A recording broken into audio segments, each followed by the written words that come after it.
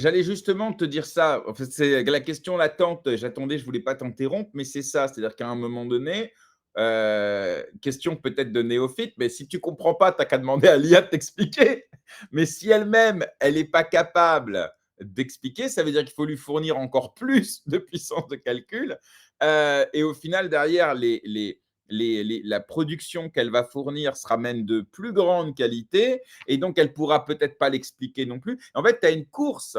Je pars en live peut-être, dis-moi, hein. Il y a une course entre ce qu'elle produit et ce qu'elle est en capacité d'expliquer. Et c'est un peu comme, j'allais dire, la cybersécurité, où en fait, tu as le hacker qui va toujours plus vite que celui qui est en charge de la sécurité, parce que le hacker, il a besoin de trouver une seule faille, tandis que la cybersécurité doit toutes les, les anticiper, entre guillemets. Mais alors, c'est intéressant cette course entre la production de l'IA et la capacité de l'IA à expliquer justement sa production. C'est un truc auquel j'avais jamais pensé, mais là, tu vois, en le formalisant, je me dis, ça ouvre le champ à une discussion quasiment philosophique, c'est-à-dire, et je finis là-dessus, est-ce qu'à un moment donné, l'humain va pas se dire, bah, tu sais quoi, on s'en fout de comprendre, le plus important, c'est que ça marche,